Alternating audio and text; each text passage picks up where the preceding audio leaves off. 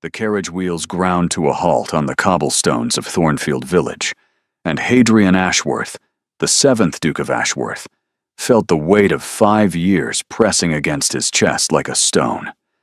He had not wanted to return, had spent half a decade avoiding this place, burying himself in London society, in Parliament, in anything that kept him from remembering. But duty called, as it always did for men of his station.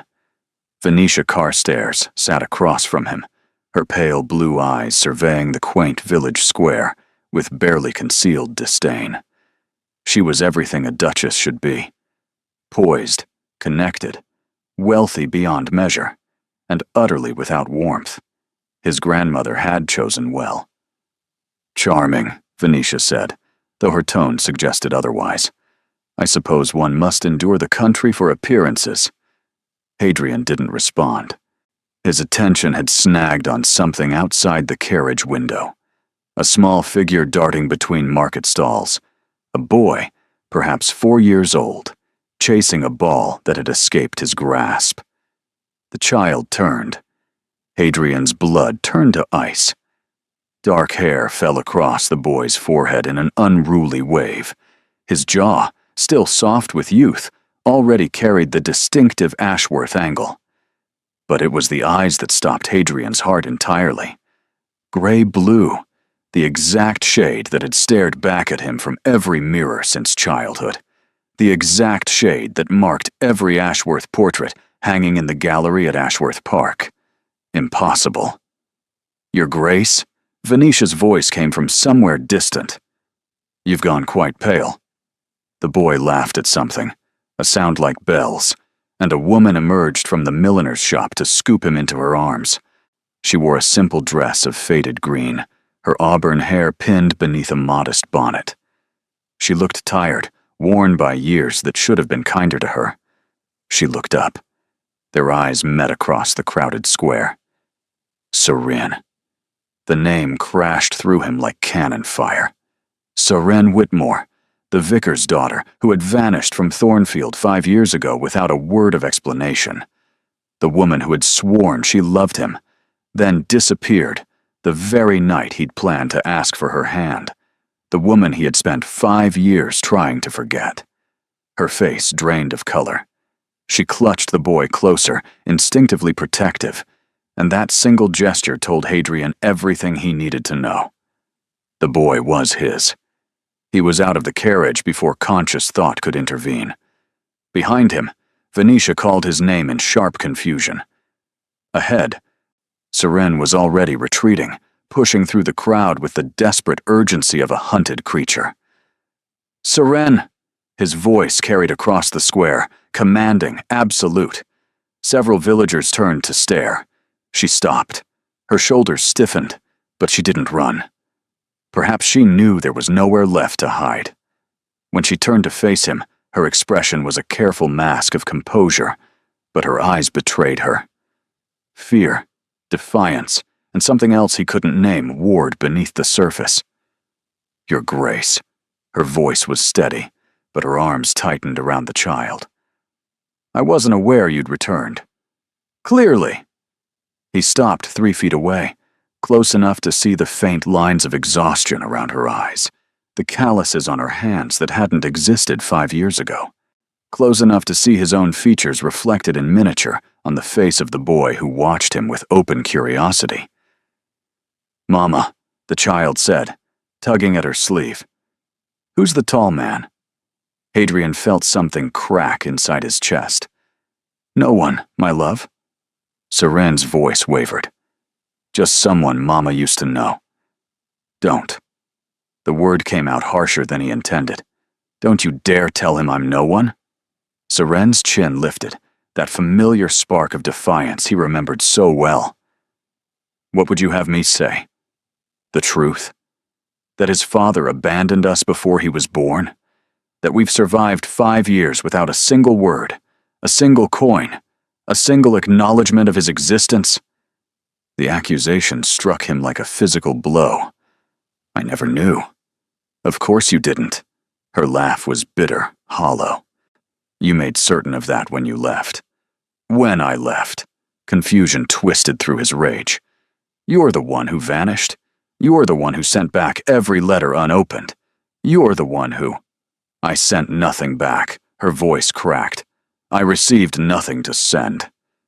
They stared at each other, 5 years of pain and misunderstanding stretching between them like a chasm. Hadrian. Venetia's voice cut through the moment, sharp and cold. She had descended from the carriage, her silk skirts incongruous against the dusty cobblestones. What is the meaning of this? Who is this woman? The question hung in the air. Around them, the village had gone silent. Market vendors paused mid-transaction. Women clutched their baskets and whispered behind their hands. Every eye in Thornfield watched the Duke of Ashworth standing in the square and staring at a boy who wore his face. Hadrian, Venetia repeated, her voice tight with warning. We have an engagement celebration to attend. Your grandmother is expecting us. Yes, his grandmother. The woman who had orchestrated every aspect of his life since his parents' death.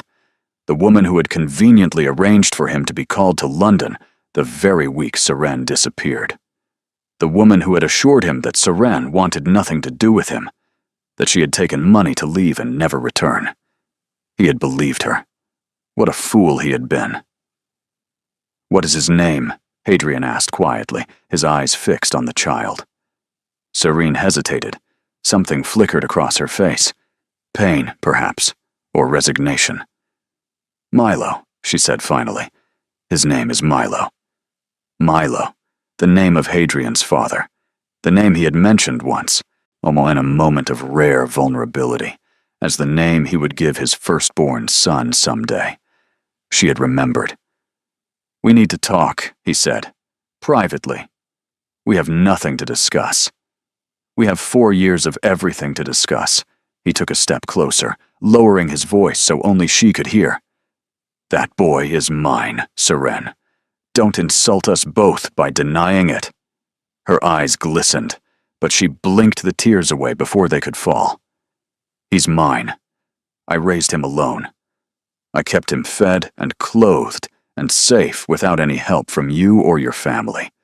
Whatever claim you think you have, Your Grace, you forfeited it the moment you chose your title over me. I chose nothing. The words tore from him. I was lied to. We both were. Before she could respond, before he could say anything else, the church bell tolled the hour. Venetia appeared at his elbow, or her gloved hand closing around his arm with possessive firmness. Darling, she said sweetly, her smile razor-sharp. Your grandmother sent word. The guests are arriving. Whatever. Business you have here can surely wait. Her gaze swept over Serene with undisguised contempt, lingering on the boy just long enough to calculate, to understand. Of course, Venetia continued, her voice dripping false kindness. Perhaps the poor woman and her child would benefit from some charitable attention. I'm sure the parish has resources for those in difficult circumstances. Seren's face flushed with humiliation, but she said nothing. She simply gathered Milo closer and began to turn away. Tomorrow, Hadrian called after her. Ashworth Park, 10 o'clock. We will finish this conversation. She paused, but didn't look back. That wasn't a request. On Seren, it was a summons. The silence that followed was answer enough. Ashworth Park loomed against the evening sky like a monument to everything Seren had lost. She stood at the window of her cramped rooms above the bakery, watching the distant lights flicker in the great house's windows. 5 years ago, she had walked those halls as a welcome guest. Hadrian had shown her the library, the gardens, the hidden alcoves, where they had stolen kisses away from prying eyes. Now she was summoned there, like a servant called to account. She had returned to Thornfield 2 years ago, after her father's death left the vicarage empty, and her options exhausted. The village that had once been home became a place of quiet exile, where she worked in the Penny's bakery and raised her son in the shadow of the life that might have been. Mama, Milo's voice drifted from the narrow bed they shared. "Are you sad?" She turned, forcing a smile. "No, my darling. Just thinking. About the tall man." Her heart clenched. "Yes, about the tall man." Milo considered this with the gravity only children possess. He had eyes like mine, out of the mouths of babes. Yes, he did. Is he a relation? The word came out carefully, something he had learned from the baker's wife. Mrs. Penny says relations have the same eyes sometimes. Seren crossed to the bed, sitting on its edge and brushing the hair from his forehead. He was so beautiful, her boy, so innocent of the complicated circumstances of his birth. "He's someone I knew a long time ago," she said carefully. "Before you were born. Did you love him?" The question struck her breathless. Why do you ask that? You looked at him the way Mrs. Penny looks at Mr. Penny, before she remembers she's cross with him. Despite everything, Seren laughed. "You're too clever for your own good. That's what you always say." He yawned, burrowing deeper into the thin blankets. "Will you see him tomorrow?" "I have to." "Will I come?" She hesitated.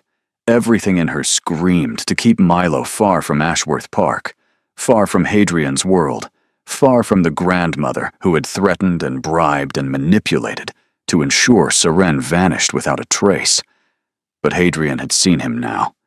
The secret she had guarded for 4 years was no longer a secret. "We'll see," she said finally. "Now sleep." She watched him drift off, his breathing evening into the rhythms of childhood slumber. Then she returned to the window and the distant lights of the life that had almost been hers. The next morning came too quickly. Seren dressed in her best gown, a practical navy wool that had seen better days but remained respectable. She pinned her hair with more care than usual, hating herself for the vanity but unable to stop. If she was walking into the lion's den, she would do so with her head held high. Milo chattered happily during the walk to Ashworth Park, delighted by the adventure. He had never been beyond the village.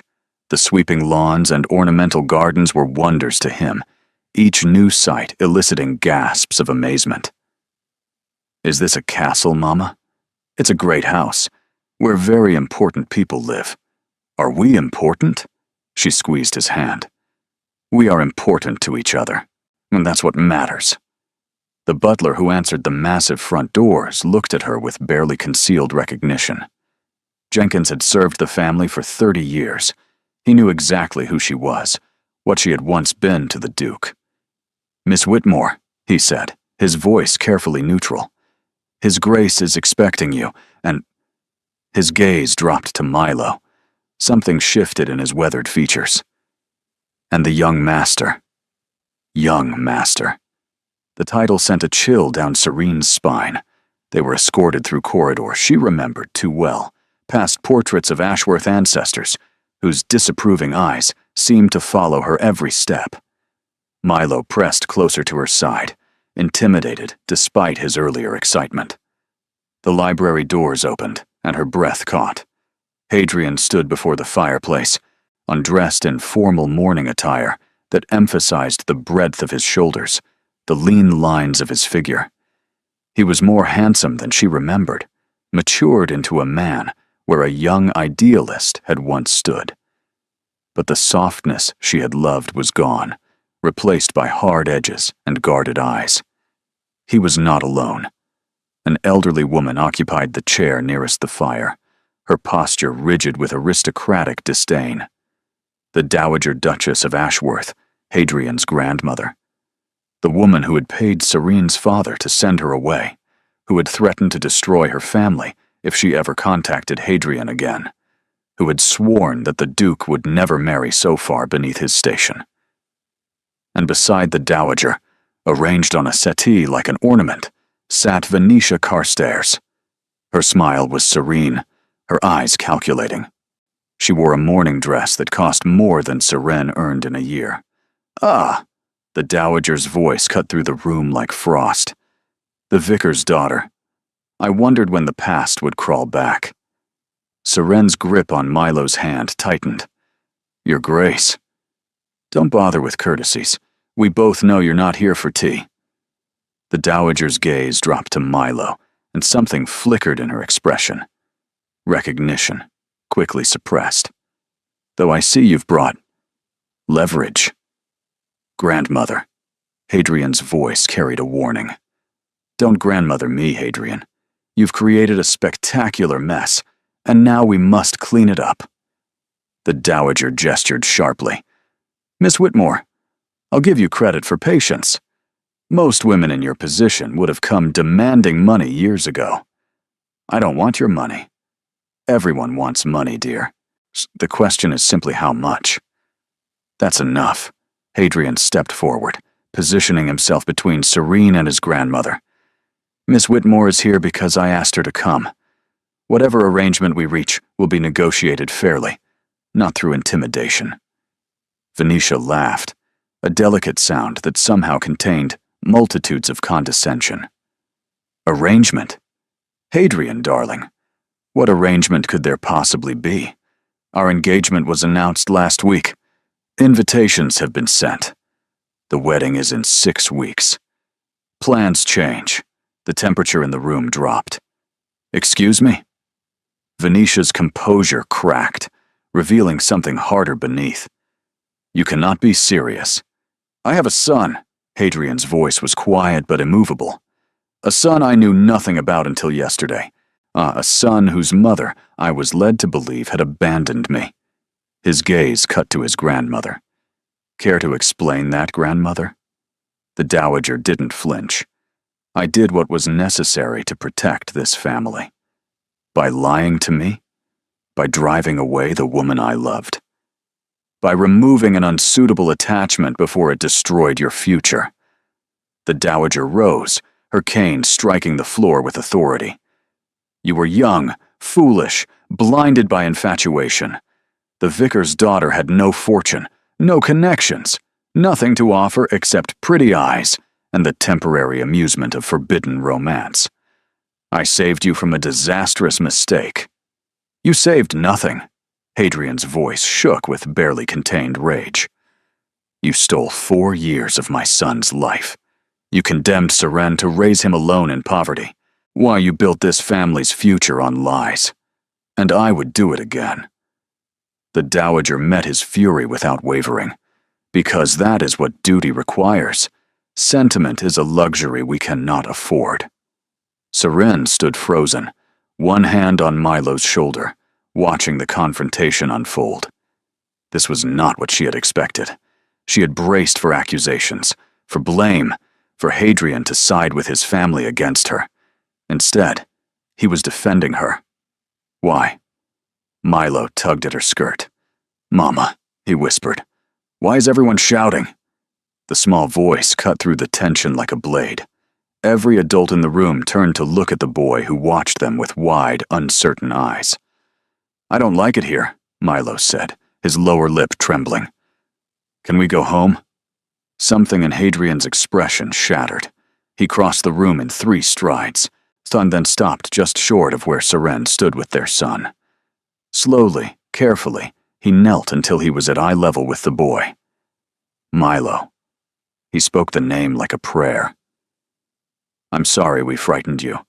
Grown-ups sometimes argue about things that don't matter very much. Milo studied him with solemn intensity. Mrs. Penny says arguments are like storms. They blow over if you wait. Mrs. Penny sounds very wise. She makes the best apple tarts in the village. A ghost of a smile crossed Hadrian's face. Does she? Perhaps you could introduce me sometime. Milo glanced up at Seren, seeking permission. She gave a small nod, not trusting her voice. I could, Milo said carefully. If Mama says it's all right. Everything will be all right. Hadrian looked up at Seren, and the raw honesty in his eyes stole her breath. I promise. Behind them, Venetia made a sound of pure disgust. This is absurd. You cannot mean to acknowledge this child. The scandal alone would— Miss Carstairs. Hadrian didn't look at her. Our engagement is over. The silence that followed was absolute. The words hung in the air like smoke after cannon fire. Venetia Carstairs rose from the settee, her composure crumbling into something ugly. "You cannot do this. I have planned for this marriage. My family has planned. Connections have been promised. Agreements made. Agreements I never consented to." Hadrian stood, keeping his body between Venetia and the woman and child behind him. Our engagement was arranged by my grandmother, without my knowledge, while I was managing estates in Scotland. I returned to find invitations already sent. "And you went along with it?" Venetia's voice rose. "For 3 weeks, Aunt Hadrian, you played the part of devoted fiancé perfectly well. What changed? This?" She gestured at Serene with contempt. "Some country girl who trapped you with a bastard she claims is yours? Careful." The warning in Hadrian's voice was lethal. "Very careful, Miss Carstairs. Or what? You'll ruin me. Your family needs mine. The Carstairs shipping routes, the parliamentary connections, the fortune that would restore everything your father's foolish investments lost." Venetia's laugh was brittle. "Don't pretend this is about romance. Your grandmother chose me because I was practical, because I understood that marriages of our class are transactions, not fairy tales." "Venetia," the dowager began. "No." Venetia whirled on her, years of careful deportment abandoned. "You promised me a coronet. You promised me Ashworth Park and a seat at every table that matters. You swore he would come around, that his reluctance was merely grief over his father. You said nothing about a mistress hidden in the village. I was never his mistress." Serene's voice emerged stronger than she felt. "Not that you would understand the distinction." Venetia's eyes narrowed to slits. "The vicar's daughter speaks. How charming. Tell me, Miss Whitmore, did you plan this? Wait until the engagement was announced, then parade your child through the village at precisely the right moment?" "I did nothing of the sort. How convenient that you happened to be shopping in the square at the exact hour of his arrival. How fortunate that your son's face broadcasts his parentage to anyone with eyes. I didn't know he was coming." Serene's temper flared despite her efforts. "I have spent 5 years believing he abandoned me. 5 years raising my son alone while working my fingers raw. I wanted nothing from him or his family then, and I want nothing now except to be left in peace." "Then leave." Venetia's smile was vicious. "Take your child and go. There are still ways to manage this quietly. A small sum to relocate, perhaps somewhere quite far away. Australia is lovely, I hear." "Enough." Hadrian's command silenced the room. "Miss Carstairs, you will leave Ashworth Park within the hour. Whatever agreements exist between our families are dissolved. My solicitors will handle the details. Your grandmother will never permit. My grandmother does not control this estate. I do." He turned to the dowager, and something painful passed between them. "I have indulged your machinations out of respect for my father's memory, but not in this. Not where my son is concerned." The dowager studied him for a long moment. Then, to Serene's shock, she nodded slowly. "Venetia, dear," she said, her voice suddenly weary. "Perhaps it would be best if you returned to your family's townhouse in London. There will be time to discuss the situation when tempers have cooled." Venetia's face purpled with rage, but she had enough breeding to recognize dismissal. "This isn't over," she hissed at Hadrian. "My father will hear of this. The scandal will be managed." The dowager's tone brooked no argument. "I'll go." For a moment, Venetia looked ready to explode. Then she gathered her skirts with exaggerated dignities and swept from the room, leaving only the cold perfume of expensive roses in her wake. The library fell silent. Milo, who had watched the entire scene with growing confusion, tugged again at Serene's skirt. "Mama? Is the angry lady gone?" "Yes, darling. She's gone." Good. I didn't like her. He considered for a moment. She smelled like Grandmother Abbott's funeral.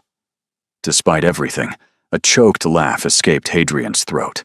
He ran a hand over his face, suddenly looking exhausted. Well, the Dowager said dryly, the child has inherited the Ashworth talent for observation.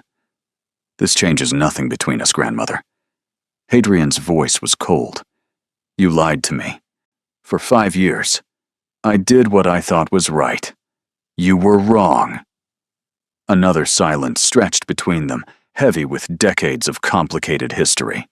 Then the Dowager rose, leaning on her cane with more weight than Seren had ever seen. Perhaps I was? The admission seemed to cost her greatly. But what's done is done. The question now is what happens next. Her gaze shifted to Seren. I assume you have demands. I have nothing. Everyone has demands, Miss Whitmore. You simply haven't named yours yet. The Dowager moved toward the door, pausing at the threshold. I suggest you think carefully about what you want, because once the Tun learns of this child's existence, you'll be pulled into a world you cannot escape. Every fortune hunter, every gossip, every schemer in London will take an interest in the Duke's illegitimate heir. Milo is not illegitimate. Hadrian's voice was steel. I intend to acknowledge him formally, legitimize him through whatever legal means exist. The Dowager's eyebrows rose. That will require marriage. I'm aware. Seren's heart stopped. What? Hadrian turned to her, and for the first time since their confrontation in the village, she saw a crack in his armor. Beneath the ducal authority and controlled rage was something she recognized. The young man who had promised her the moon, the man who had wept in her arms when his father died, the man she had loved with every fiber of her being. Not like this, he said quickly. I'm not proposing, not yet. You don't trust me. You have no reason to trust me. But I want you to consider an arrangement. An arrangement. The word tasted bitter. How very aristocratic. A temporary arrangement. Stay at Ashworth Park as my guest. Let me know, my son. Let society see that we are navigating this situation respectfully. In the meantime, I will investigate what happened 5 years ago. Who intercepted letters? Who paid whom? Where the lies began. And then what? Then you decide. He took a careful step toward her. If, after you have the truth, you want nothing more to do with me, I'll let you go. I'll establish funds for Milo's care and education without conditions. You'll never want for anything, and I will never force my presence on you. And if the truth changes things, then perhaps we can discuss a more permanent arrangement. His voice softened, the one that gives Milo the legitimacy he deserves, and gives us a chance to discover whether what we had is truly dead. Behind him, the Dowager made a sound of impatience. You're offering her the world on a platter, Hadrian. A woman of her station should be grateful for even half such consideration. A woman of any station deserves the choice to accept or refuse. He didn't look away from Seren. What do you say? She should refuse. Every survival instinct she had developed over 5 years screamed that this was madness, dangerous, improper, and destined to end in disaster. She didn't belong in this world of dukes and balls and society matrons. She was a merchant's daughter whose father had lost his business to bad investments and worse luck. Her brother was a dreamer who chased schemes with men like Felix Grimley. Her mother took in mending to help make ends meet. But when would she ever get another chance like this? To live in a duke's house, to attend balls and parties, to wear beautiful dresses and be treated even temporarily like she belonged. To experience just once what life could be like without constantly calculating pennies and making do with last year's ribbons. 3 conditions, she heard herself say. Hadrian's eyebrow rose. You're negotiating with me.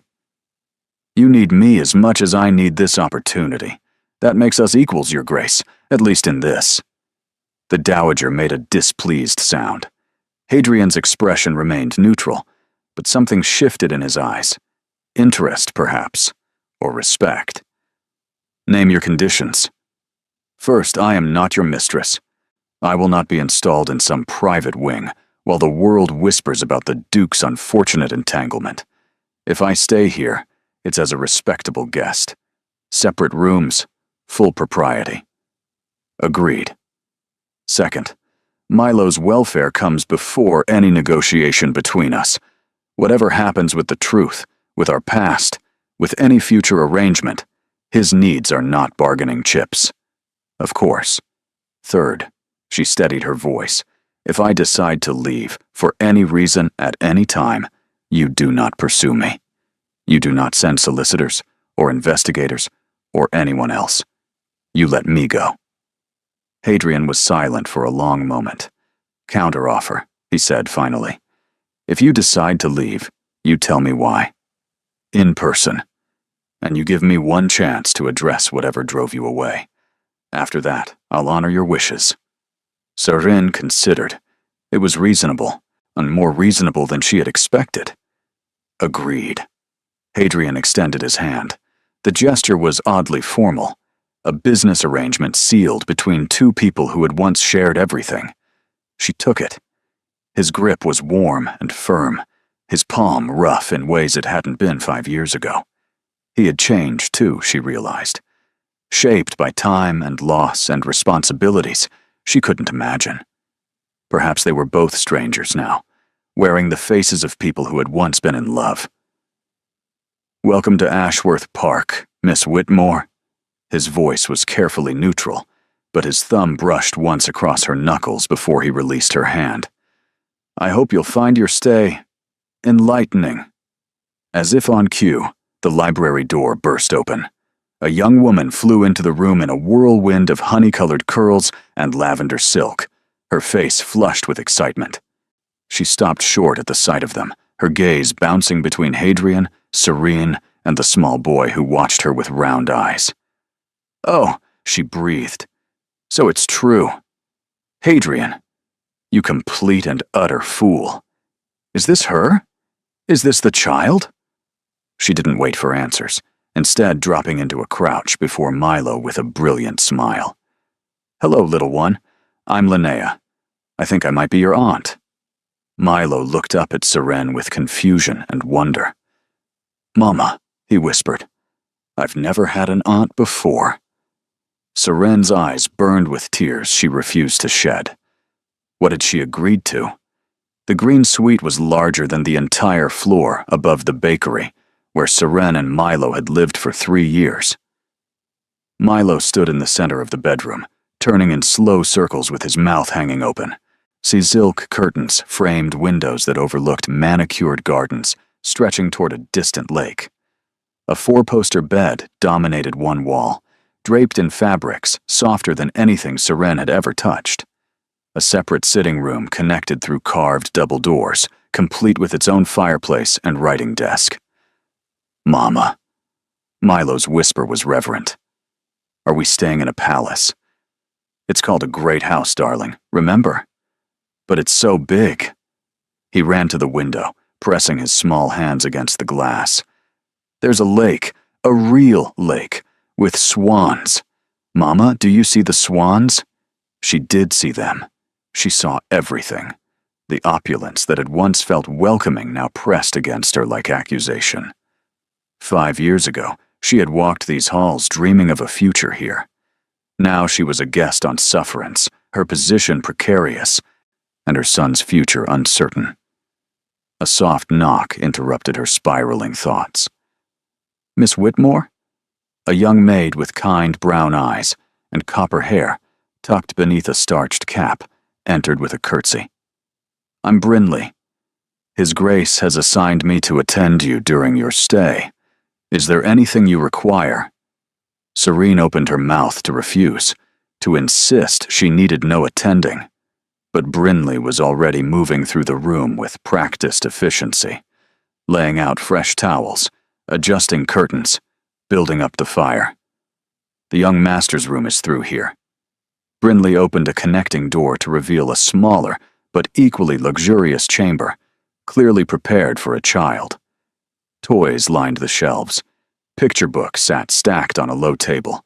A rocking horse stood in one corner, its mane made of real horsehair. Milo gasped with pure joy. "Now, can I?" He looked at Seren with desperate hope. "Can I play with the horse?" "Of course, darling." He was across the room in seconds, climbing onto the horse with the fearless abandon of childhood. His laughter echoed off the high ceilings, bright and uncomplicated. Brinley watched with a soft smile. "He's a beautiful child, miss. Has his father's look about him." The casual observation struck Seren silent. "Forgive me." Brinley colored slightly. "I spoke out of turn." "No." Seren found her voice. "You spoke the truth. It's simply strange. Hearing it acknowledged so openly. The household knows, miss. Word travels fast below stairs." Brinley lowered her voice. "For what it's worth, most of us are glad you've come. His Grace has been different since his father passed. Distant. Cold.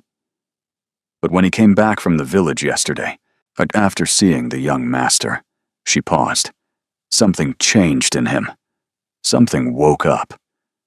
Before Seren could respond, another knock came at the door. Linnea swept in without waiting for invitation, her arms full of fabric samples and fashion plates. "There you are. I've been to Madame Fortier in the village. She's dreadfully provincial, but competent enough, and she's agreed to come tomorrow for fittings. You'll need everything. Day dresses, afternoon dresses, evening gowns, riding habits. I don't ride. You'll learn. And Milo will need proper clothes too, country attire for running about, but also formal wear for when he's introduced to society." Introduced to society? Serene's stomach dropped. "Linnea, we've agreed to nothing permanent. I'm here to discover the truth, yes. Aunt Hadrian told me the whole absurd arrangement." Linnea waved dismissively. "But while you're here, you'll need to look the part. The county families will call within the week. The Viscount Thornbury and his awful wife. The Marchioness of Kelworth, who collects gossip like others collect china. Sir Aldous Pemberton, who will absolutely fall in love with you because he falls in love with everyone. This is too much." "Nonsense. This is the minimum." Linnea settled onto the settee, arranging her skirts with casual elegance. "Seren. May I call you Seren? I feel we should dispense with formalities, given you're the mother of my nephew. You seem remarkably calm about all this." "I'm remarkably furious, actually." Linnea's bright demeanor flickered, revealing something harder beneath. "My grandmother lied to Hadrian for 5 years. She stole his chance at happiness and condemned you to struggle alone. She kept me from knowing I had a nephew." Her voice caught. "I always wanted to be an aunt. Hadrian was supposed to marry and have children, and I was supposed to spoil them rotten. Instead, grandmother decided his choices weren't suitable and arranged his entire life without consulting him." "You didn't know about what she did?" "I was 15 when you disappeared, away at finishing school in Bath. By the time I returned, you were gone, and Hadrian refused to speak of it. I assumed." She trailed off. "I assumed what grandmother wanted me to assume, that you'd grown tired of waiting for a duke who might never marry you, that you'd taken money and left." The accusation stung, even secondhand. "I would never have taken money. I know that now." Linnea reached across to squeeze her hand, and so does Hadrian, though it may take him time to say so. He's been carrying this wound for years, believing you chose money over him. It made him hard, Seren. Hard and bitter, and convinced that everyone eventually betrays him for profit. Through the connecting door, Milo's delighted laughter continued as he rode the rocking horse into imaginary battle. "I carried wounds too," Seren said quietly. "I believed he abandoned me when he learned about the child. that the thought of a vicar's daughter bearing his heir was so repugnant he couldn't even send word of rejection himself. You were both victims of grandmother's scheming. Linnea's expression darkened. But the question is whether either of you can move past the damage she caused, whether there's anything left to salvage. Seren had no answer. That night, dinner was served in the small family dining room rather than the formal hall. Hadrian sat at the head of the table, Linnea to his right, Seren to his left. A special place had been set for Milo beside his mother, complete with cushions to boost him to proper height. The boy attacked his roast chicken with enthusiasm, momentarily forgetting his manners in the face of food finer than anything he'd ever tasted. "Slowly, darling," Seren murmured. "No one will take it away." Milo looked up with guilty eyes. "Sorry, Mama." "It's quite all right." Hadrian's voice was gentle. "When I was your age, I once ate an entire plum cake meant for my mother's garden party. I was sick for 2 days, but I regretted nothing." Milo giggled. "Did you get in trouble?" "Tremendous trouble. But my father thought it was hilarious, so my punishment was considerably lighter than my mother intended." "What's a plum cake?" "The most delicious thing in existence. I'll have Cook make one especially for you." The easy warmth in Hadrian's voice made Seren's chest ache. This was what Milo had missed. What they both had missed. Simple moments of family and belonging, stolen by lies they hadn't even known existed. What else had been stolen? What else might never be recovered? 3 days passed in a blur of fittings and introductions, and the overwhelming strangeness of living in luxury. Then the summons came. "The Dowager wishes to see you in her private sitting room." The footman's face betrayed nothing. "Alone." Seren's blood chilled, but she nodded and followed. The Dowager's quarters occupied the east wing, removed from the main household by a long gallery lined with Ashworth ancestors. Their painted eyes tracked Seren's progress with silent judgment. Dukes and duchesses, earls and countesses, an unbroken line of aristocratic breeding stretching back centuries. She did not belong among them. The Dowager sat in a high-backed chair by the window, positioned to catch the morning light. She looked older than she had in the library, her face carved with lines that spoke of exhaustion rather than cruelty. "Sit." She gestured to a chair across from her. "We have matters to discuss." Seren sat, folding her hands in her lap to hide their trembling. "You're afraid of me." The Dowager's observation was clinical. "Good. You should be. I've destroyed women far more powerful than you." "Is that why you summoned me? To threaten me again?"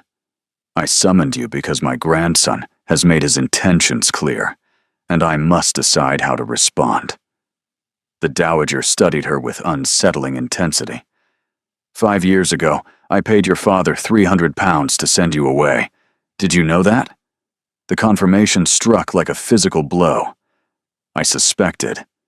"He took the money readily enough, didn't even negotiate. Simply packed your belongings and put you on a coach to Whitby before you could protest." The Dowager's lip curled. Such paternal devotion. "My father did what he thought was best for the family. Your father did what was easiest. There's a difference." The Dowager leaned forward.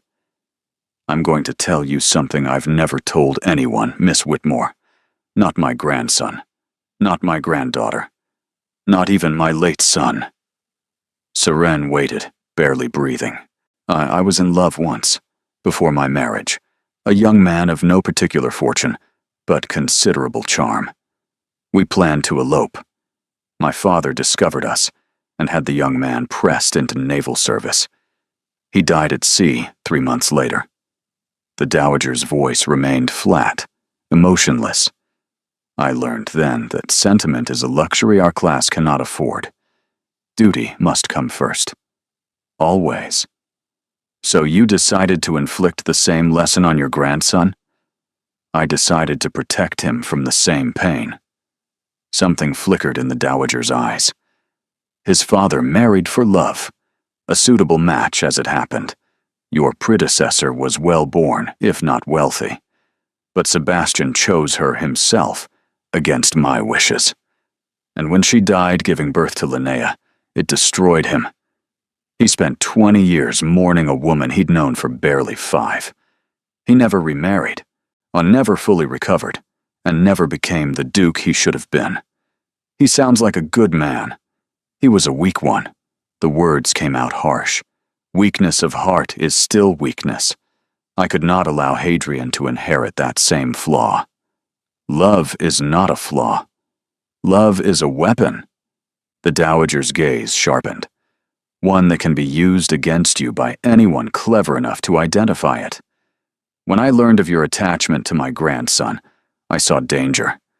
A vicar's daughter, with no fortune, no connections, nothing to recommend her except a pretty face, and Hadrian's inexplicable devotion. The ton would have devoured you. They would have mocked him for choosing so far beneath his station. The Ashworth name would have suffered. So you removed the problem. I removed the risk.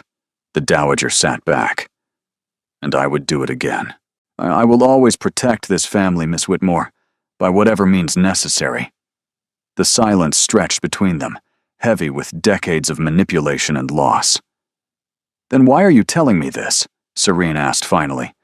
Why reveal your methods if you'd simply repeat them? Because the situation has changed. The dowager's voice carried something that might have been resignation. The child exists. He wears Hadrian's face so obviously that denial is impossible. If I send you away again, Hadrian will follow. He's different than he was at 23. Harder. More determined. More willing to defy me. You can't control him anymore. I can control very little anymore. The admission seemed to cost her. My body fails me more each day. My influence wanes as his grows. I have perhaps 5 years left, if I'm fortunate. And I find myself confronting an uncomfortable truth. Sarun waited. I want to know my great-grandson. The words emerged reluctantly, as if dragged from somewhere deep. I want to see him grow. I want to teach him the history of this family, the weight of the name he'll carry. I cannot do that if you take him away. You're asking me to stay, after everything you did. I'm asking you to consider what's best for the child. The dowager's eyes hardened. Not for you, not for Hadrian, for Milo. He could have everything here. Education, opportunity, the finest life England can offer. Or he can grow up above a bakery in a provincial village, forever knowing he was denied his birthright, because his mother couldn't forgive an old woman's mistakes. The manipulation was transparent, but the underlying truth was not. I haven't decided anything, Seren said carefully. Hadrian and I have an arrangement. I'm here to learn the truth, nothing more. Then learn this truth. The dowager leaned forward, her voice dropping. Hadrian's father left this estate deeply in debt. Poor investments, gambling, the slow hemorrhage of an aristocrat who cared more for poetry than ledgers. When he died, Hadrian inherited a title and almost nothing else. Seren's breath caught. Venetia Carstairs came with a fortune of £40,000. The dowager continued. That marriage would have restored everything, would have secured Linnea's future, maintained the tenants who depend on this estate for their livelihoods, preserved the Ashworth legacy for another generation. And Hadrian gave it up. For me, for a child he barely knows. Yes, the dowager's gaze was piercing. So ask yourself, Miss Whitmore, what are you willing to give up for him? The question echoed long after Seren left the room. She found Hadrian in the library that evening, surrounded by ledgers and correspondence. He looked up at her entrance, and something in his expression suggested he already knew where she'd been. She told you about the money. Yes. He set down his pen. It's not as dire as she made it sound. I've made arrangements, sold some properties in London, negotiated new terms with creditors. The estate will survive. without 40,000 pounds, without selling my soul for it. He rose, crossing to stand before the fire. My father spent his life chasing happiness and never quite finding it. My grandmother spent hers sacrificing happiness for duty and ended up bitter and alone. I don't want either path. What do you want? He turned to face her, and the firelight caught the planes of his face, illuminating exhaustion and hope in equal measure. I want my son. I want answers. And I want... He stopped, seemingly unable to finish. What? I want you to stop looking at me like I'm going to hurt you. The words came out raw. I want one conversation where you don't flinch when I move too quickly. I want to earn back what my family's lies destroyed. Serene's chest tightened. That might take time. I have time, his voice softened. Do you? She didn't answer. She couldn't. The days settled into a rhythm that Serene had not anticipated. Mornings belonged to Milo. Hadrian had cleared his schedule to spend 2 hours each day with his son, teaching him to ride ponies in the paddock, exploring the grounds, reading picture books in the nursery. Serene watched from windows and doorways, unwilling to intrude, but unable to look away. Milo bloomed under the attention. Papa showed me a frog, he announced one afternoon, bursting into the sitting room with muddy boots and shining eyes. A real one. It jumped on his head, and he made a very funny face. Papa. The word struck Serene like lightning. She hadn't taught him that, had never imagined he would use it so quickly, so easily, as if the connection had always existed and simply needed acknowledgement. Did he? She kept her voice steady. That does sound funny. He said I could call him Papa if I wanted. Milo's enthusiasm dimmed slightly, for uncertainty creeping in. Is that all right, Mama? You look strange. I'm fine, darling. She pulled him close, pressing a kiss to his tangled hair. If you want to call him Papa, that's perfectly all right. Milo relaxed against her. I always wanted a papa. The other children in the village had them. I asked Mrs. Penny once if I could borrow Mr. Penny, just for a day, but she said it didn't work like that. Serene's heart cracked along old fault lines. No, my love, it doesn't work like that. Afternoons brought different challenges. Madame Fortier arrived with bolts of fabric and an army of assistants, transforming Serene's borrowed quarters into a workshop of feminine transformation. Day dresses in muted greens and soft blues, evening gowns in deeper shades, suitable for a woman of her station. Nothing too elaborate, nothing that would invite mockery, but everything of quality that whispered respectability rather than shouted ambition. Linnea supervised with relentless enthusiasm. The amber brings out your hair beautifully, and this cream will be perfect for the Kelworth dinner next week. Simple but elegant. Nothing that will give the gossips ammunition. I don't need all this. You need armor. Linnea's voice gentled. Society is a battlefield, Serene. The women you'll meet have been trained since childhood to identify weakness and exploit it. They'll search for flaws in your dress, your speech, your manners. They'll watch for any sign that you don't belong. I don't belong. You belong where my brother wants you. Linnea adjusted a sleeve with practiced fingers. And increasingly, I think that's here. He watches you, you know. When you're not looking, he watches like you're something precious he's afraid will disappear. Serene didn't know what to say. The truth was, she watched him too. She watched him with Milo, patient and present, in ways she hadn't expected from a duke. She watched him in the library, poring over old correspondence with furrowed brow, searching for evidence of his grandmother's manipulation. She watched him at dinner, formal and controlled, revealing nothing of the warmth he showed their son. He was two different men, she realized. The Duke of Ashworth, cold and commanding, built to survive a world that showed no mercy. And Hadrian, the young man who had once promised her forever, broken, but still breathing somewhere beneath the armor. Which one was real? Did either of them still exist? The answer came unexpectedly. One evening, not after Milo had been tucked into bed and Linnea had retired with a novel, Seren found herself drawn to the music room.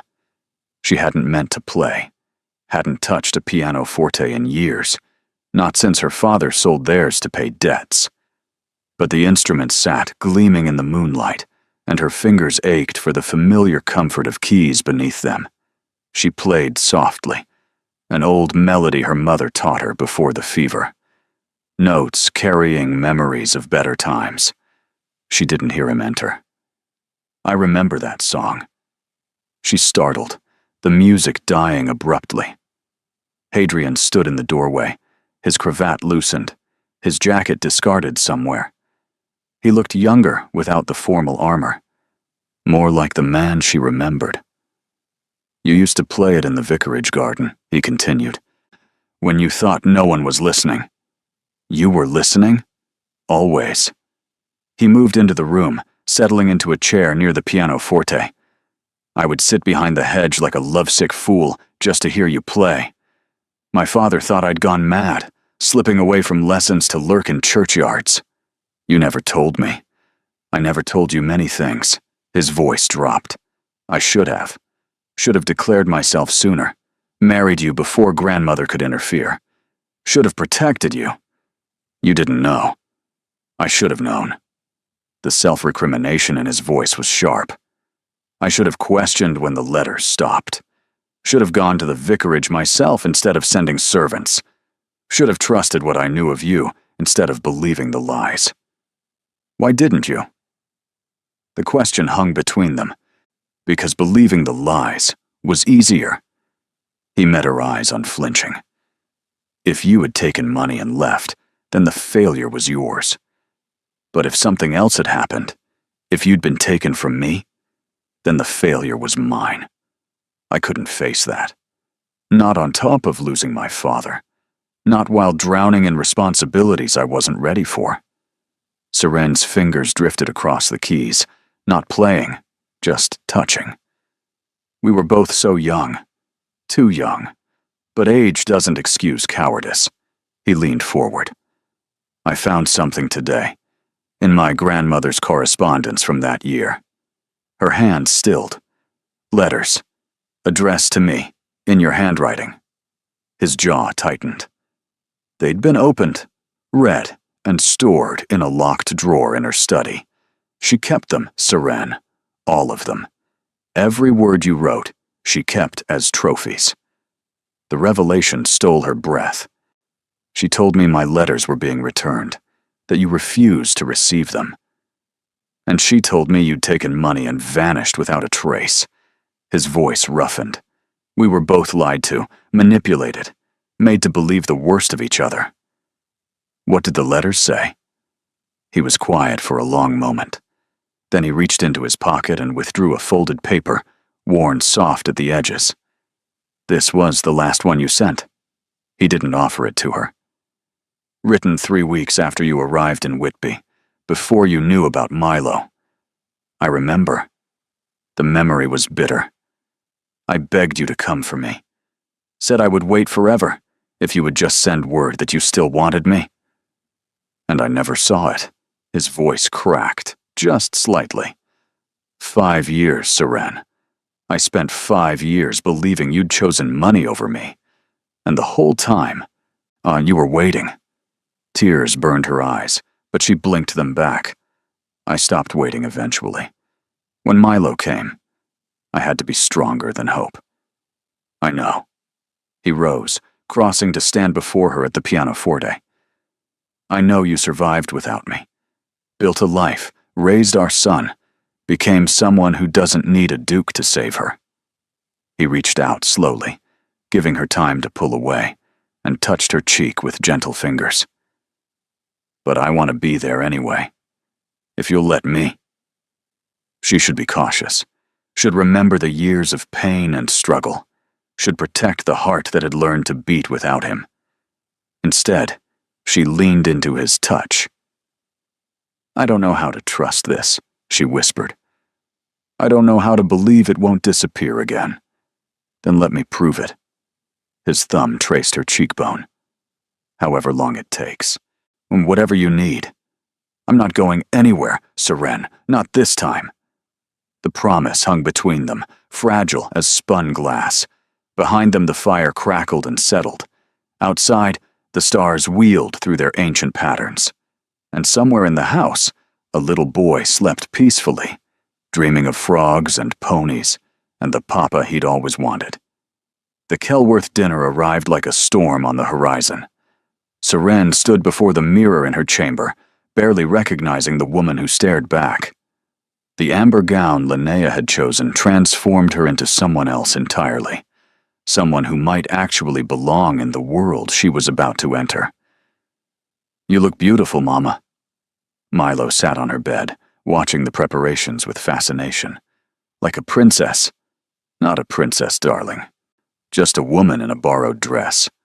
It's not borrowed, Linnea swept in, resplendent in rose silk. It's yours. Hadrian paid for every stitch.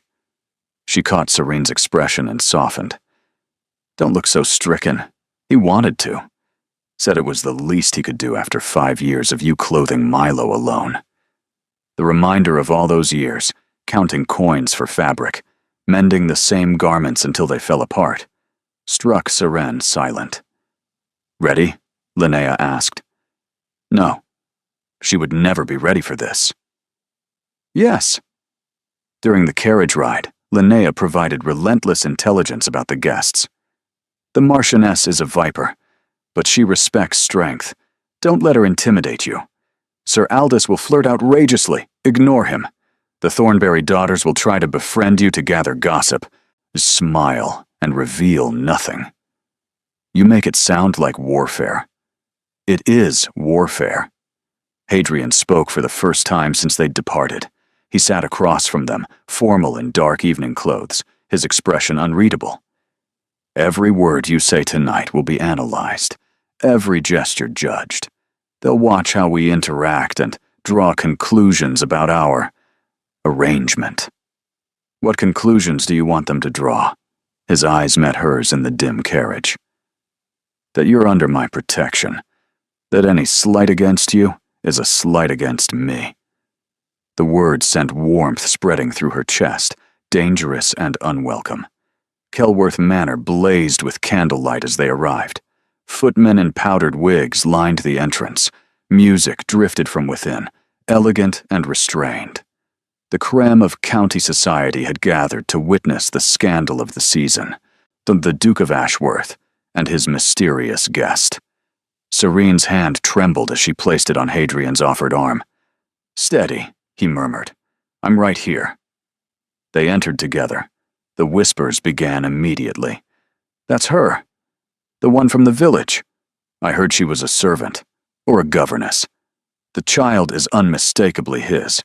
Everyone's seen them riding together. Seren kept her chin high and her expression serene, channeling every lesson Linnea had drilled into her over the past week. She was an actress playing a role.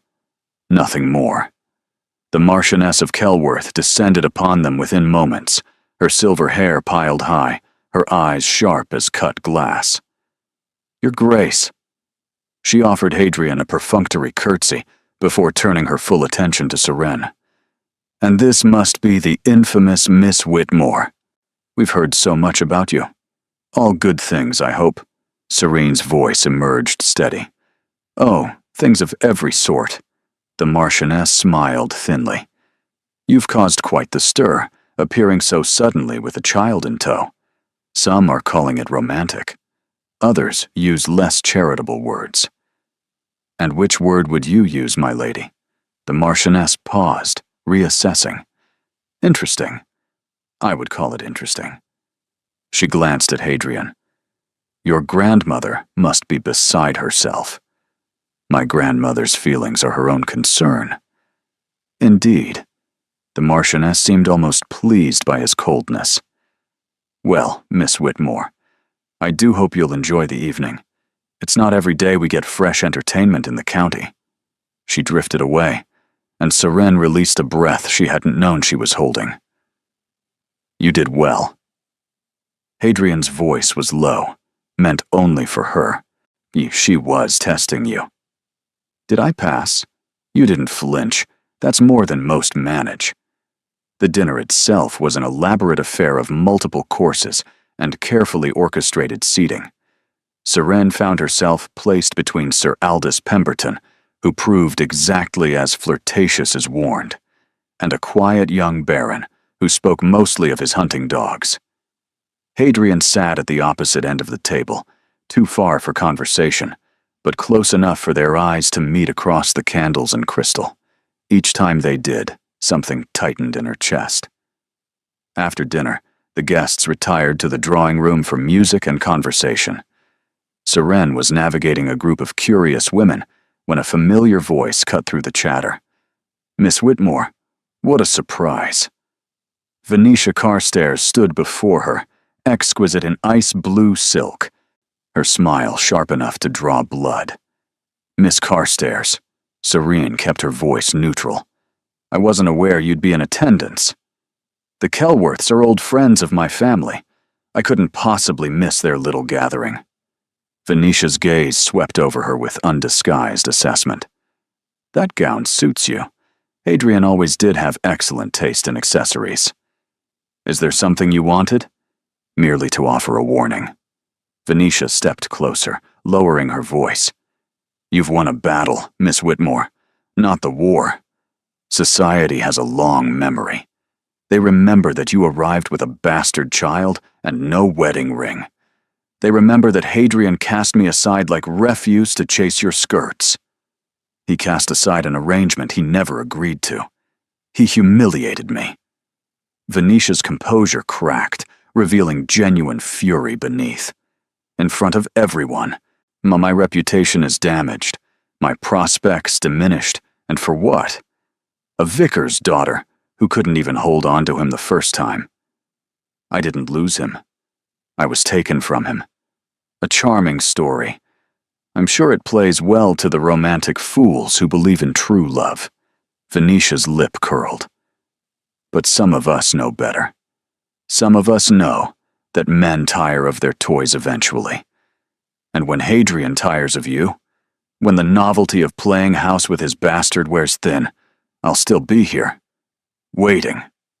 Before Serene could respond, a hand touched her elbow. Miss Whitmore, Hadrian's voice was ice. I believe you promised me a turn about the room. Venetia's face transformed instantly into pleasant neutrality. Your Grace, I was just welcoming Miss Whitmore to county society. How generous. He didn't look at her. If you'll excuse us. He guided Seren away, his grip firm on her arm. They walked in silence through the crowded room, out through a side door, into a small conservatory, filled with potted palms and the scent of night-blooming jasmine. What did she say to you? His voice was tight with controlled anger. Nothing that wasn't true. Seren pulled free of his grip. She called Milo a bastard. She reminded me that I'm temporary. She promised to be waiting when you tire of me. I won't tire of you. You don't know that. You can't know that. The evening's tensions boiled over. We've been playing at reconciliation for 2 weeks, Hadrian. 2 weeks after 5 years of silence. How can you be certain of anything? Because I spent those 5 years trying to forget you and failing utterly. He stepped closer, his eyes blazing in the dim light. Because I compared every woman I met to the memory of you and found them all wanting. Because when I saw Milo in that village square, the first thing I felt wasn't shock or horror. It was hope. Hope? That maybe I hadn't lost you completely. That maybe some part of what we had survived. His hands cupped her face, gentle despite the intensity of his words. I know this is fast. I know you have every reason to doubt me. But I am not playing at anything, Seren. This is real. She wanted to believe him. God, how she wanted to believe. Venetia said society will remember what I am. Society will remember what I tell them to remember. His thumb traced her cheekbone. You are the mother of my son. You are a woman of grace and intelligence. You are the only person in 5 years who has made me feel anything other than duty and emptiness. That's not enough, not for a duchess. Then it's a good thing I'm not looking for a duchess. His voice dropped. I'm looking for you. He kissed her. Not gently, not carefully. He kissed her like a man drowning, desperate for air. His hands tangled in her hair, scattering pins, destroying Linnea's careful work. She kissed him back with equal fervor, all the longing and confusion and want pouring out through lips and tongue and clutching fingers. When they finally broke apart, both breathing ragged, his forehead rested against hers. "Stay," he whispered. "Not for Milo. Not for duty. Stay for this." Her answer caught in her throat.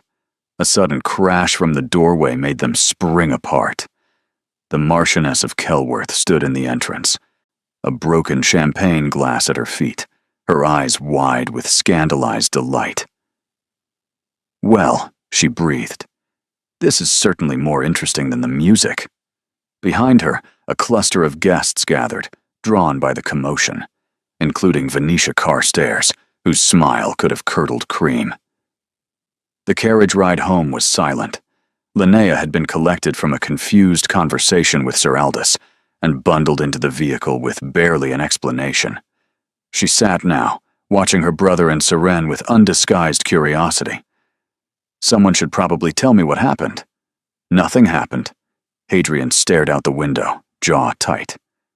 The Marchioness looked like she'd witnessed the second coming. That's not nothing. We were seen. Seren's voice was hollow. In the conservatory. Kissing. Linnea's eyes went wide. Then she laughed. That's it? Oh, you were kissing? I thought someone had died. She leaned back against the seat. Hadrian, honestly. The way you're brooding, I expected something truly scandalous. It is scandalous. Seren wrapped her arms around herself. An unmarried woman, kissing a duke in a darkened conservatory. The gossip will spread across 3 counties by morning. The gossip was already spreading, Linnea shrugged. At least now, they'll have something concrete to discuss. Before, it was all speculation about your mysterious past. Now it's confirmed romance. That's an improvement. An improvement? Hadrian finally turned from the window.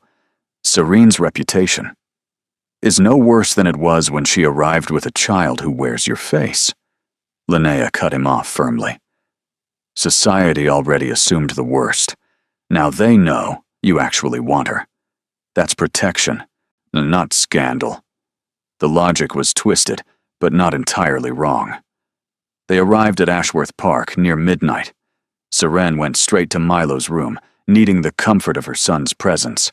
He slept peacefully, small fist curled against his cheek, entirely unaware of the chaos surrounding his existence. She didn't know how long she stood there watching him before Hadrian appeared in the doorway. "May I come in?" She nodded. He crossed to stand beside her at the bed, looking down at the child they'd created in stolen moments of young love. "He's perfect," Hadrian said softly. "I know I've said it before, but I can't stop thinking it. He's absolutely perfect. And I missed everything. His first words, his first steps, every fever, every nightmare, every small joy. I tried to tell you. The old grief rose unbidden. When I first knew about him, I wrote pages and pages, trying to find the right words. And my grandmother stole them. Yes." He was quiet for a long moment. "What would you have wanted? If the letters had reached me? If I'd come for you in Whitby?" "Marriage." The word emerged without hesitation. "I know it seems impossible now, but back then, I still believed it could happen. That love was enough to bridge any gap. And now? Now I don't know what I believe." She turned to face him. "Tonight, in the conservatory, I wanted you. I can't deny that. But want and wisdom are different things. What would wisdom tell you? To leave, To take Milo back to the village before this goes any further. Her voice cracked. To protect my heart from breaking again. And what does Want tell you? She couldn't answer. The words tangled in her throat. I'm fighting between self-preservation and the desperate hope she'd buried years ago. Hadrian reached for her hand, lifting it to his lips. I have something to show you. His voice was rough. Tomorrow. Will you trust me that far? She shouldn't. Every instinct screamed caution. Yes. The next morning, after Milo had been dispatched to riding lessons with the groom, Hadrian led her through corridors she hadn't yet explored, past the family wing, past the gallery of ancestors, into a section of the house that felt older, quieter, thick with dust and memory. He stopped before a door that looked no different from dozens of others. This was my mother's study. He pushed it open. No one has entered since she died. The room beyond was frozen in time, a writing desk scattered with papers, books left open to pages never finished, a shawl draped over a chair as if its owner had just stepped away. Father couldn't bear to change anything. After she was gone, he simply locked the door and walked away. Hadrian moved through the space with careful reverence. I used to sneak in sometimes when I was young, just to feel close to her. Why are you showing me this? He stopped before a portrait hung above the fireplace, a young woman with kind eyes and a gentle smile, painted in the style of 30 years past. Because I want you to understand what I'm offering. He turned to face her. Not just wealth or title, not just legitimacy for Milo. I'm offering history, memory, a place in something larger than either of us. Your family, our family, if you'll have it. He took her hands. My mother would have loved you. My father, too. They believed in choosing happiness, gone in following your heart regardless of society's expectations. They would have welcomed you and Milo without hesitation. But they're gone. Yes. And what remains is complicated and painful and bound up with decades of mistakes. His grip tightened. But it's real, Seren. It's mine to give, and I want to give it to you. She looked at the portrait of the woman who might have been her mother-in-law, at the room preserved like a shrine to lost love, at the man before her, stripped of ducal armor, offering her everything he had. I'm scared, she whispered. So am I. What if it doesn't work? What if we've both changed too much? Then we'll have tried. His voice softened. We'll have given Milo the chance to know his father. We'll have answered the question that's haunted us both for 5 years. What question? What if? He released her hands to cup her face. What if the letters had arrived? What if I'd come for you? What if we'd been brave enough to fight for this? She leaned into his touch, closing her eyes. I don't know if I can be a duchess. I don't need a duchess. I need you. The Tun will never accept me. The Tun can hang. He kissed her forehead. I've spent my whole life seeking their approval. It brought me nothing but a cold bed and a colder heart. I'm done performing for people who don't matter. She opened her eyes, finding his gaze inches away. If I say yes, she said slowly. If I agree to try this, truly try, what happens next? We take it one day at a time. We learn each other again. We build something new from the wreckage of what was stolen. His thumb traced her cheek. And when you're ready, if you're ever ready, I'll ask you a question that's been burning in my chest since I saw you in that village square. What question? His smile was soft, hopeful, terrified. You'll know when I ask it. 3 more weeks passed in something close to happiness. Milo flourished, growing bolder and brighter with each day. He rode his pony with increasing confidence. He learned to fish in the lake with Hadrian's patient guidance. He charmed the household staff and terrorized the kitchen cat with equal enthusiasm. Seren allowed herself to hope. She should have known better.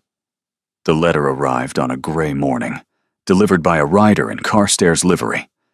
Hadrian was in his study with estate managers. Linnea had gone to the village. The dowager had taken to her rooms with a headache that may or may not have been diplomatic.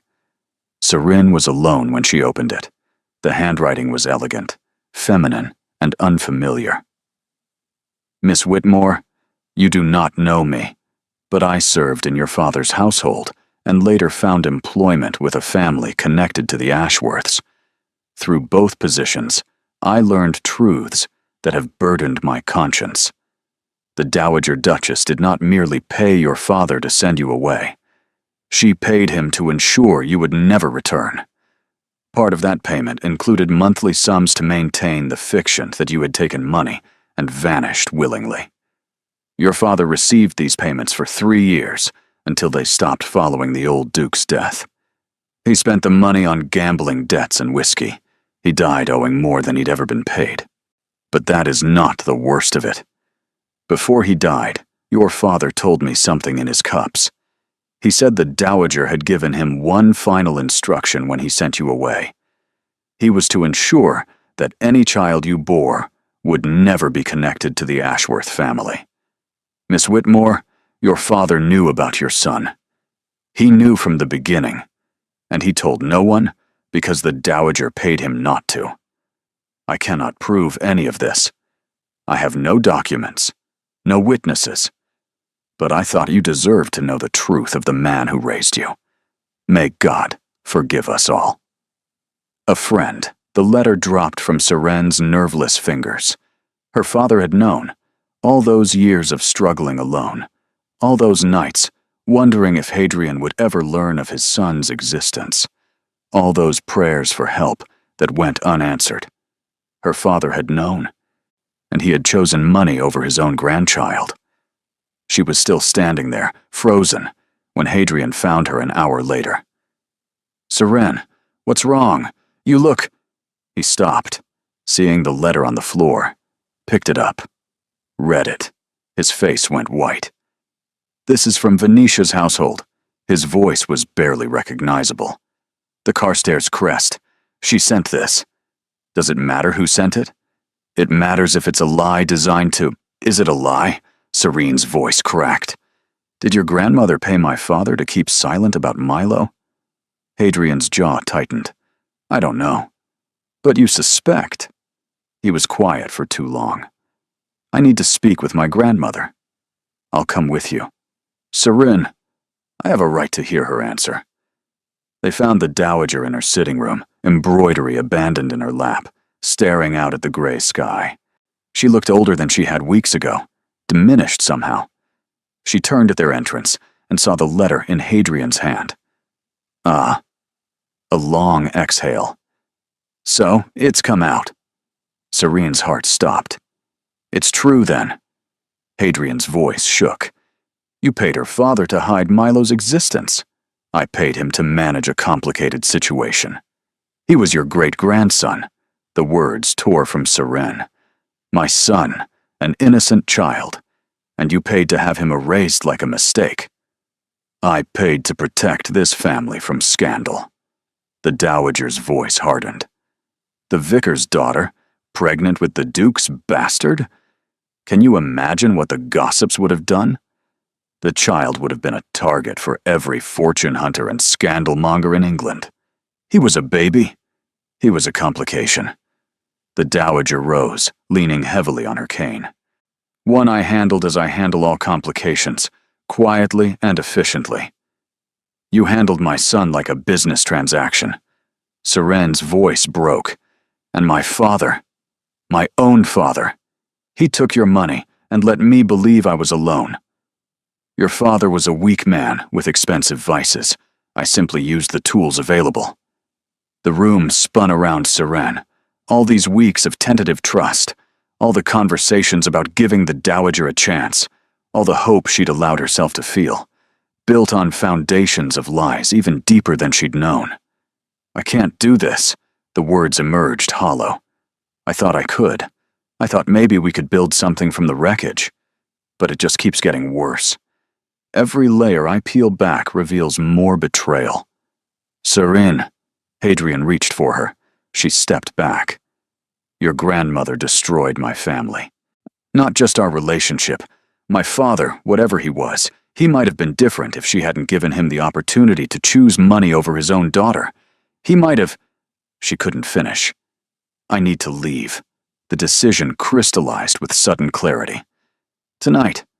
I need to take Milo and go. Go where? Anywhere. Whitby, London, America. I don't care. Tears streamed down her face. Somewhere your family can't poison everything they touch. Seren, please. Hadrian's voice cracked. Don't punish me for her sins. I'm not punishing you. I'm surviving. She met his eyes, her heart shattering even as she spoke. That's what I've always done, Hadrian. Survived. While your family made decisions about my life, my son, my future, without ever consulting me. While everyone chose what was best for the Ashworth legacy and left me to pick up the pieces. I didn't know. I know you didn't know. But she did. Seren pointed at the dowager. She stood in this house for weeks, watching me with Milo, watching me fall for you again, and knowing the entire time that she paid my father to abandon us. Knowing that every word of welcome was built on lies she never intended to reveal. The dowager said nothing. Her face was stone. I loved you. Seren's voice dropped to a whisper. 5 years ago and again these past weeks. But I cannot build a life in a house where that woman holds any power. I cannot raise my son surrounded by people who view him as a complication to be managed. Then I'll send her away. And she'll still be your grandmother. Still be Milo's great-grandmother. And still be the woman who paid to have him erased. Seren shook her head. There's no future here, Hadrian. I wanted there to be. God knows I wanted it. But some wounds don't heal. She turned and walked away. Behind her, she heard Hadrian call her name. She didn't stop. Seren was packed within the hour. She moved through the green suite like a ghost, gathering only what she'd brought, and the few items Milo couldn't bear to leave behind. The fine gowns stayed. The jewelry stayed. Everything that marked her brief entrance into Hadrian's world remained. Milo watched her with confusion and growing distress. Why are we leaving, Mama? Because we need to go home, darling. But I like it here. His lower lip trembled. Papa said he'd teach me to fish with a proper rod next week. He promised. The word Papa struck her like a blow. I know. Not my love. But sometimes, promises can't be kept. Did I do something wrong? She dropped to her knees, pulling him close. No. Never. You did nothing wrong. This is grown-up trouble, and none of it is your fault. Will I see Papa again? She couldn't answer. The words wouldn't come. Linnea burst through the door, her face flushed with fury. You're actually leaving? After everything? Hadrian is downstairs destroying the study. Grandmother has locked herself in her room, and you're just walking away. I have to. No. You're choosing to. Linnea grabbed her arm. I read the letter. I know what grandmother did. But Hadrian didn't know. He's as much a victim as you are. I know. Then why are you punishing him? Because staying would kill me. Seren's voice broke. Because every time I look at your grandmother, I'll remember that she paid my father to pretend I didn't exist. Because every moment of happiness in this house will be shadowed by the knowledge of what she did. So leave the house. Let Hadrian find you somewhere else to live. Somewhere grandmother can't reach. There is nowhere she can't reach. Seren pulled free. She's the Dowager Duchess of Ashworth. Her influence extends across England. Do you think any house, any county, any corner of this country is beyond her manipulation? Then let Hadrian protect you. He couldn't protect me 5 years ago. He didn't know 5 years ago. Linnea's eyes filled with tears. He knows now. He's ready now. Please, Seren, don't take my nephew away.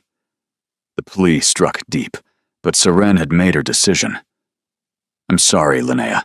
I truly am. She took Milo's hand and walked out of the room. The carriage was waiting in the courtyard. Not the fine Ashworth vehicle, but a hired coach from the village. Seren had arranged it while packing, sending word through a sympathetic footman who'd been paid to keep quiet. She was almost to the carriage door when Hadrian appeared. He looked wrecked. His cravat was gone. His shirt hung open at the collar. His eyes were red-rimmed, his jaw dark with the shadow of mist shaving. "Don't do this." "I have to." "You don't." He blocked the carriage door. "You're scared. I understand. I'm scared too. But running won't make it better. Nothing will make it better. Give me a chance to try." His voice cracked. "One chance. That's all I'm asking." Milo tugged at her skirt. "Mama, can we stay? Please." "I don't want to leave Papa." The words shattered her. "Milo, get in the carriage." "But now." The boy's face crumpled, but he obeyed, climbing into the coach with the help of the driver, disappearing into the dark interior. Seren turned back to Hadrian. "I loved you," she said quietly. "Part of me will always love you, but I cannot survive being broken again. And this family breaks everything it touches. I'm not my family. You are, though. You'll always be. The Duke of Ashworth, with all the history and obligation and manipulation that entails." She touched his cheek, one final gesture of tenderness. "I hope you find peace, Hadrian. I hope you find someone who can carry that weight with you. But it can't be me." She pulled away, climbed into the carriage, closed the door. Through the window, she watched him standing in the courtyard, watching her leave. The carriage rolled forward. No, she didn't look back. They stopped in the village to water the horses. Seren sat in the dim interior, Milo asleep against her shoulder, her own eyes too dry for tears. She had made the right decision. The only decision. Her heart would eventually stop feeling like it was being crushed. Eventually, the carriage door opened. Hadrian climbed in. "What are you?" "I'm coming with you." He settled onto the seat across from her, his expression set with determination. "Wherever you're going, whatever you're running from, I'm coming. You can't abandon your estate. I can do whatever I choose. That's the one benefit of being a duke." He leaned forward. "I told you once that I wouldn't let you disappear again. I meant it. Your grandmother can rot for all I care." His voice was fierce. "She destroyed both our lives for the sake of legacy and propriety. I refuse to lose you again for the same reasons. Hadrian, think about what you're doing." "I've thought about nothing else for 5 years." He reached across the space between them, taking her hand. "Every night in that cold house, surrounded by portraits of ancestors I never knew, I thought about you, wondered where you were, whether you were happy, whether you ever thought of me. I thought of you." The admission slipped out. "Every day." "Then stop running." His grip tightened. "Stop protecting yourself from something I would never do. I love you, Seren.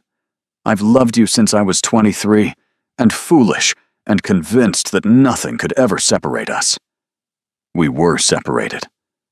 By lies and manipulation, not by choice."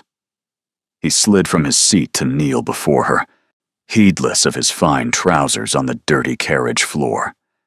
"I'm asking you to choose now, with full knowledge of everything that happened, with your eyes open to all the complications and challenges ahead. Choose what?" "Me." His voice was raw. "Not the title, not the estate, not the life of a duchess. Just me, Hadrian, the man who would follow you to the ends of the earth rather than spend another day without you." Milo stirred against her shoulder. "Mama?"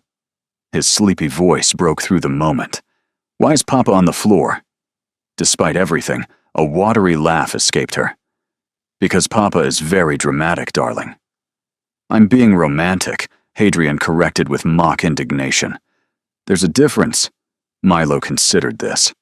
"Mrs. Penny says romance is just drama with kissing. Mrs. Penny is a wise woman.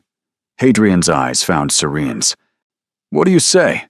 Will you let there be kissing?" It was absurd, ridiculous, the most inappropriate proposal she'd ever heard. "Yes." The word escaped before she could stop it. "God, help me. Yes." Hadrian surged up to kiss her. Milo made a disgusted sound. "I'm going to tell Mrs. Penny she was right." They returned to Ashworth Park as dawn painted the sky pink and gold. Serene had expected the household to be asleep, but lights blazed in every window. Servants bustled in the courtyard. Carriages bearing unfamiliar crests lined the drive. "What's happening?" She clutched Milo closer, fear spiking. "I don't know." Hadrian's expression darkened. "But I intend to find out." They entered together, a united front, Milo between them holding both their hands. The entrance hall was crowded with people Serene didn't recognize, some well-dressed men and women, their faces marked with the particular blankness of those awaiting important news. Linnea rushed toward them, her face tear-streaked. "Thank God." "Hadrian, it is grandmother. She collapsed an hour after you left. The physician says—" She broke off, choking. "Where is she?" "Her rooms. They've called for the vicar." The vicar meant last rites. Serene's stomach dropped. Hadrian released Milo's hand. "Stay with your mother." He strode through the crowd, parting it with the natural authority of his station. Serene watched him disappear up the stairs, torn between relief at not facing the dowager and unexpected grief for the woman who had caused so much pain. Linnea crouched before Milo. "Hello, little one. Would you like to come with me? Cook has made biscuits." Milo looked up at Serene for permission. She nodded, and Linnea led him away, leaving Serene alone in a crowd of strangers. "Miss Whitmore." She turned to find an elderly man in solicitor's black, regarding her with shrewd eyes. "I'm Mr. Hartley, the family's man of business." He gestured toward a side parlor. "If you have a moment, there are matters we should discuss." She followed him into a small room away from the chaos.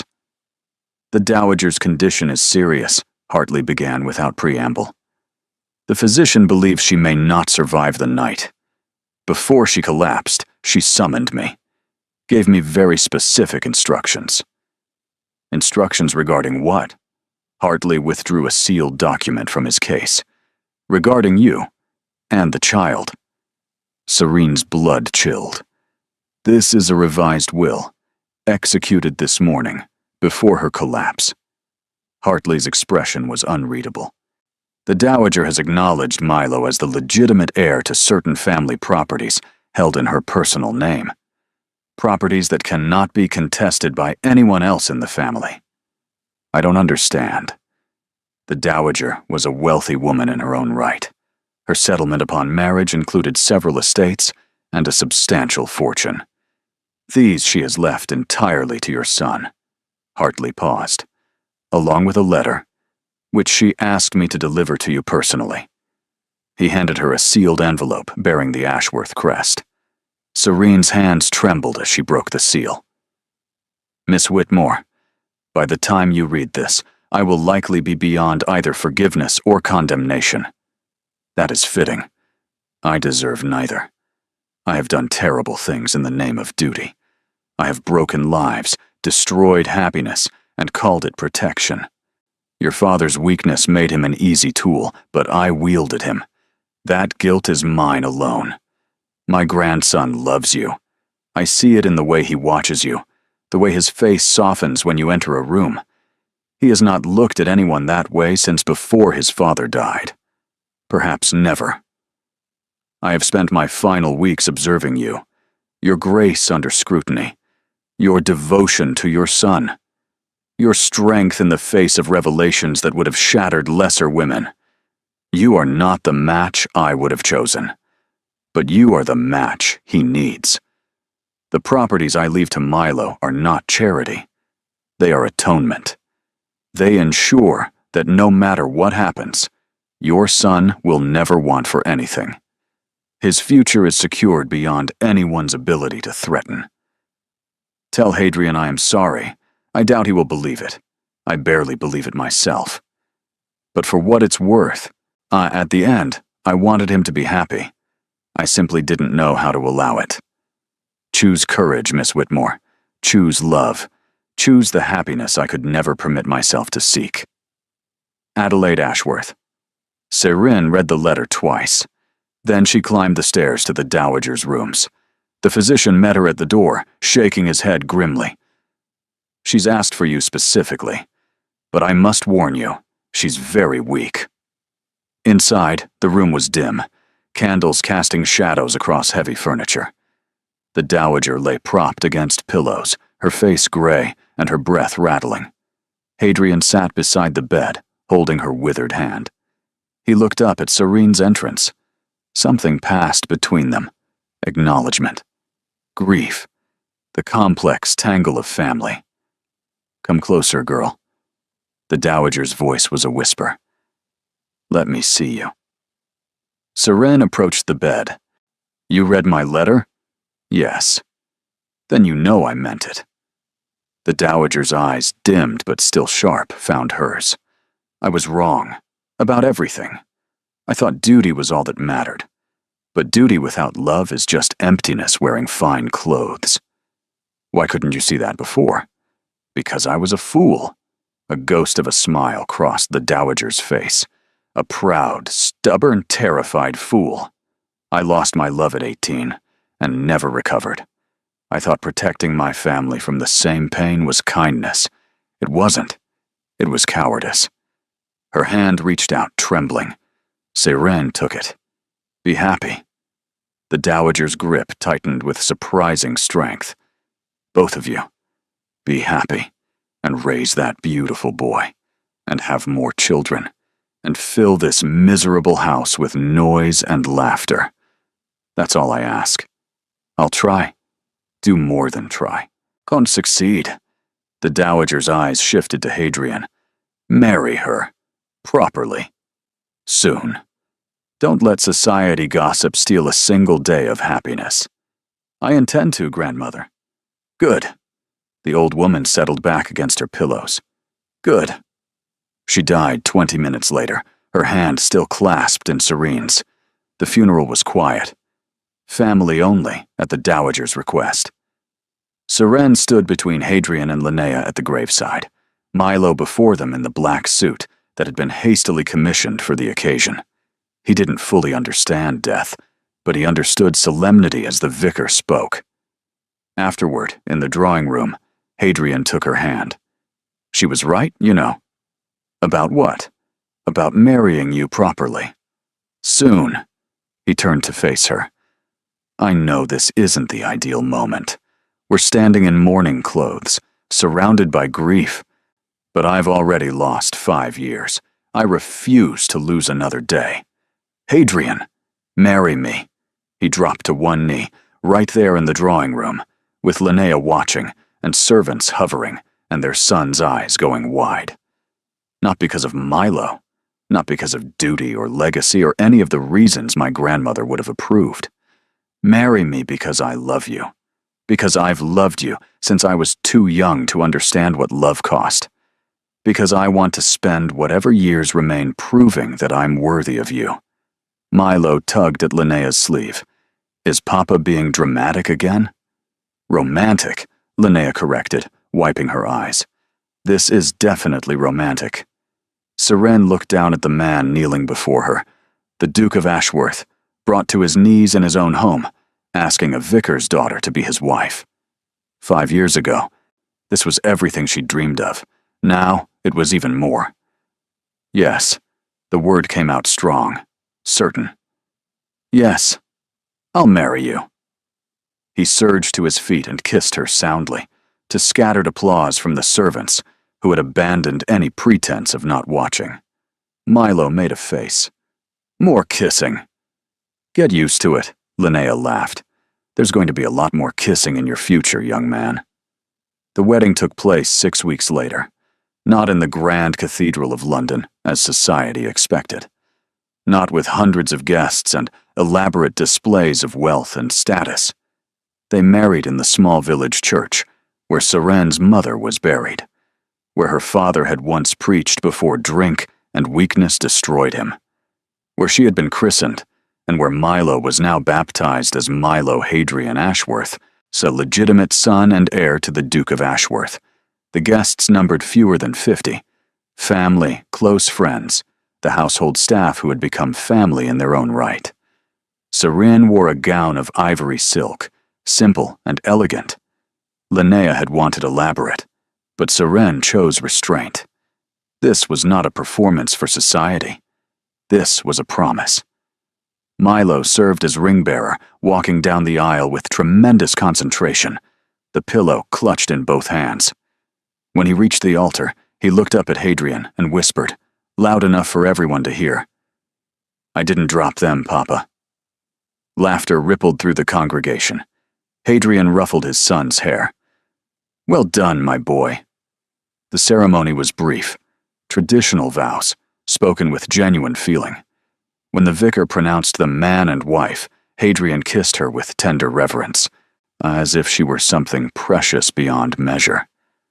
"My wife," he murmured against her lips. "Finally. Took you long enough." His laugh was pure joy. The wedding breakfast was held at Ashworth Park, transformed with flowers and candles into something warm and welcoming. For the first time in decades, the great house felt like a home. Serene watched their guests mingle, Linnea dancing with Sir Aldous, who looked thoroughly smitten. The Marchioness of Kelworth, who had surprised everyone by sending a genuine gift and warmer regards. The village folk who had known Seren when she had nothing, now celebrating her elevation with honest happiness. Milo bounced between groups, collecting treats and attention with equal enthusiasm. Hadrian appeared at her side, pressing a glass of champagne into her hand. "Happy?" "Terrified," she admitted. "What if I'm not enough? What if society never accepts me? What if—" "Stop," he turned her to face him. "Society can go hang. You are enough. You've always been enough. It just took me too long to prove it. Your grandmother would be spinning in her grave." "My grandmother would be secretly pleased," he smiled. "She wanted me happy. She just didn't know how to allow it while she was alive. Perhaps she's learning now." Seren leaned into him, letting his strength steady her. "I love you," she said. "I never stopped, even when I wanted to." "I know." He kissed her forehead. "I love you too. Through everything. Beyond everything." Milo appeared at their feet, tugging at Hadrian's trouser leg. "Papa, Mrs. Penny says she's going to make the biggest plum cake anyone has ever seen for my birthday. Can I have a pony to go with it?" Hadrian laughed and swept the boy into his arms. "You already have a pony, but I need another one, for emergencies." "What kind of emergencies require 2 ponies?" Milo considered this with great seriousness. "The important kind." Seren watched them, her husband and her son, 2 pieces of her heart walking around outside her body. This was what she'd dreamed of in those dark nights above the bakery. What she'd thought lost forever when the letters went unanswered. What she'd stopped believing was possible. A family. A home. A future. Not without complications. Not without challenges. The Tun would whisper. Old wounds would resurface. The shadow of the Dowager's manipulation would linger for years, but they would face it together. She looked out the window at the grounds of Ashworth Park, unrolling green and gold in the afternoon light.